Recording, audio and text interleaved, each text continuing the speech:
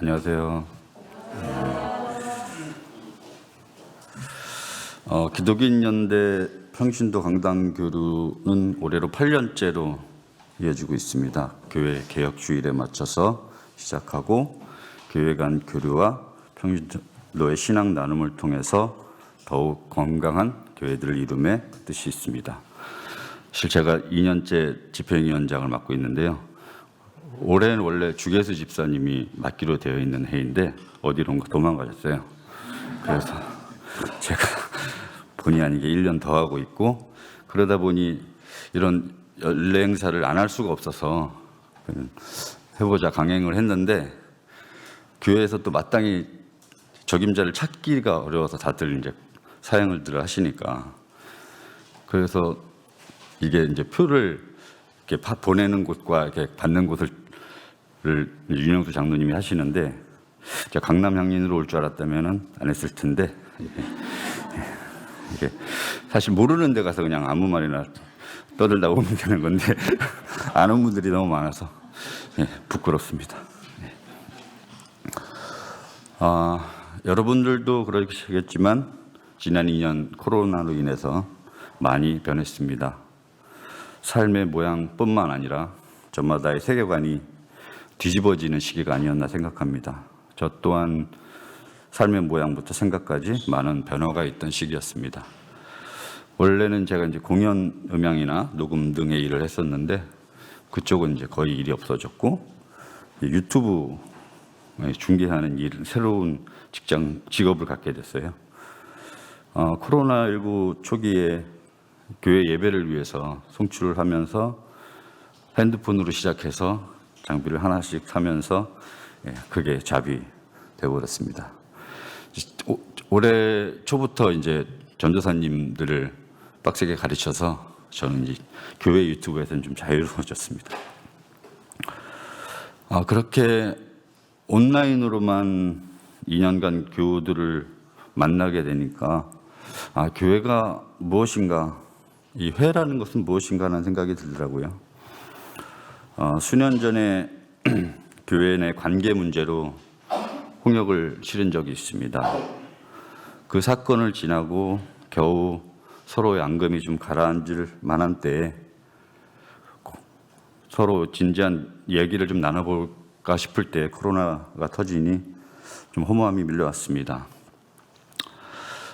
일어나지 말았어야 할 일이었지만 차라리 사건 직후 코로나가 터졌다면 교회가 그렇게 갈라지는 사태까지 이어졌을까 하는 생각이 들더라고요.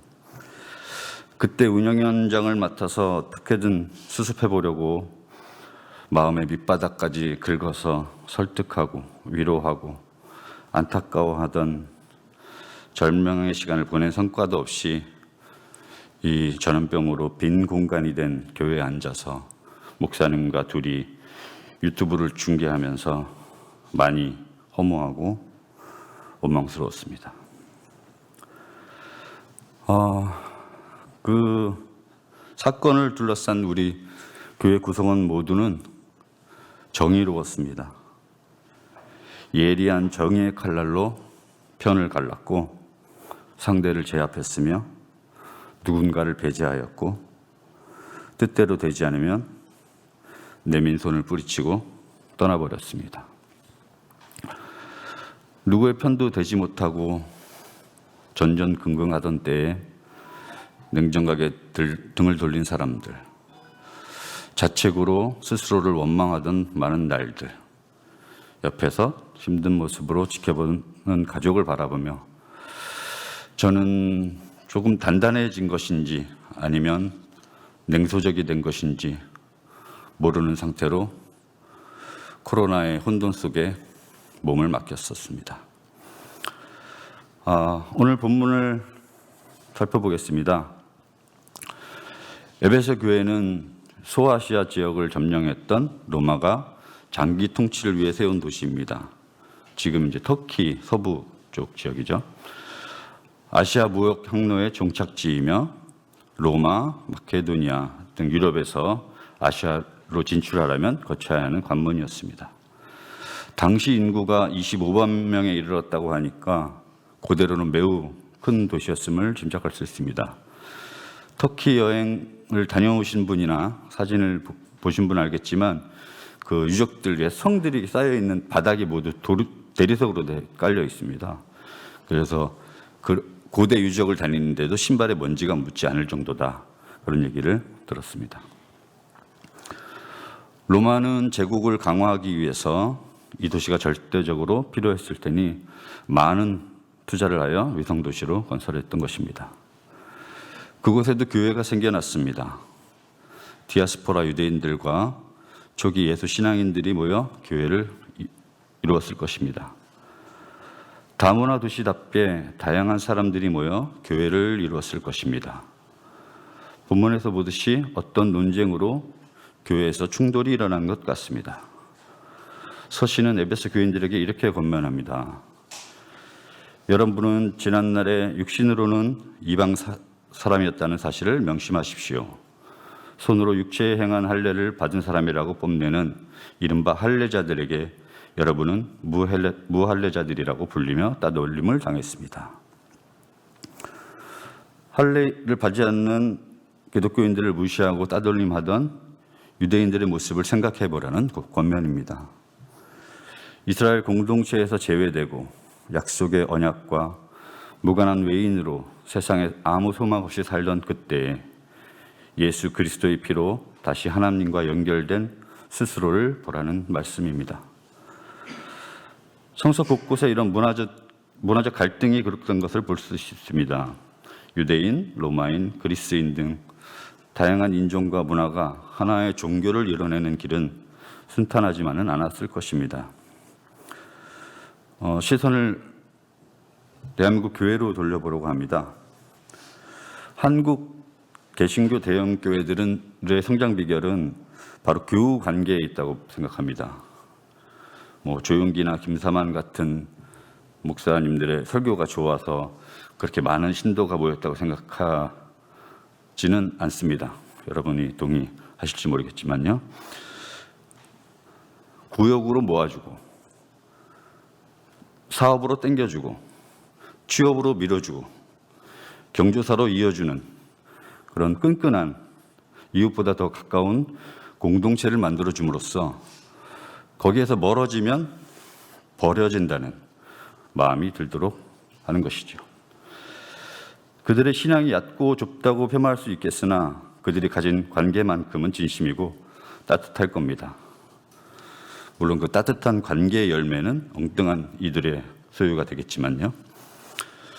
반대로 진보적 가치를 표방하는 교회들은 어떤가요? 뜻이 다른 교인들을 폄훼하고 무시하며 직분에 대한 존중 없이 그저 정의롭다고 여기는 말의 향연으로 서로에게 상처를 주는 일이 다반사가 아닌가요? 그것도 공식적인 회의를 열어 망신 주기를 즐겨하죠. 향인 공동체에서도 많이 목격된 모습이 되었습니다. 교회란 무엇일까요? 교회의 묘류가 예수요, 우리가 서로 지체를 이룸이 교회다. 이 정도도 못 외우는 교인이 어디 있겠습니까? 다만 옆 교우를 바라보며 저희가 예수의 지체구나 하는 생각을 잘 하지 않게 된다는 것이죠. 다양한 전통과 문화 속에서 살던 서로가 이방인일 수밖에 없는 교인들을 향해 에베소서는 그리스도를 통하여 하나로 연결되었을 때 비로소 하나님과 만나게 됨을 강조하고 있습니다. 교회를 1년 동안 유튜브 중계라는 목적만 가지고 다니다 보니 그 싸늘한 건조함에 숨이 막혔습니다. 지체들이 떠난 공간에 버려진 알람시계 같은 역할을 하고 있는 것 같았습니다. 예배가 끝나면 그리스도의 평화를 빕니다 하고 댓글이 쭉 달립니다. 근데 그 댓글들이 저는 하나도 평화롭게 보이지를 않았습니다. 그 댓글을 다는 교우들 모두 건조함 속에 있는 것 같았습니다. 같이 밥 먹고 삶을 얘기하고 막걸리도 한잔 나누면서 형제처럼 얼싸안고 즐거워하던 시간,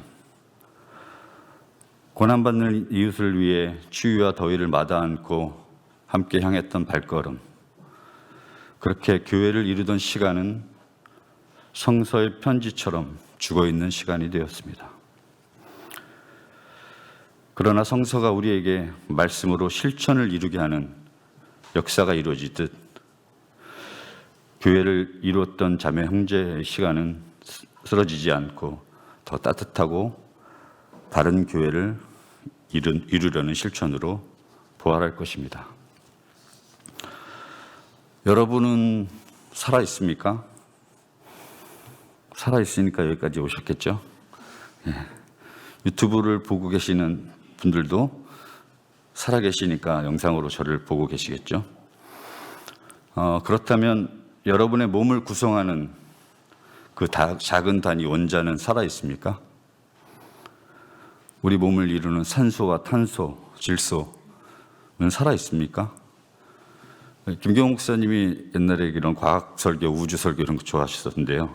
저도 많이 감명받았는데 그 주기율표 갖다 놓고 하시는, 저도 거기에 영감을 받아서 원자의 주위를 뭐가 돌고 있죠? 전자가 돌고 있습니다. 원자가 원자를 축구공만하게 키웠다. 그러면 전자는 그 축구공만한 원자를 서울 시내 중심에 갖다 놓으면 전자는 수도권을 돌 정도의 거리라고 합니다. 그러니까 이 우리 몸에서 어마어마한 일들이 벌어지고 있는 것이죠. 그 전기작용으로 인해서 원자는 죽어 있지만 살아있는 운동체가 되는 것이죠.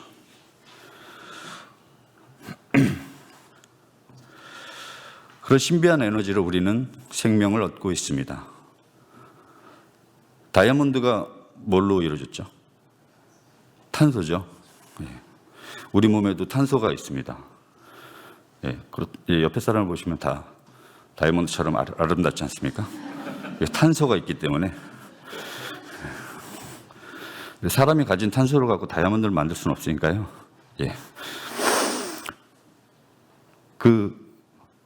그런 탄소, 수소, 산소, 그 원자들을 한데 뭉쳐서 피와 살이 되고 뼈가 되어 살게 하는 것이 우주의 질서입니다.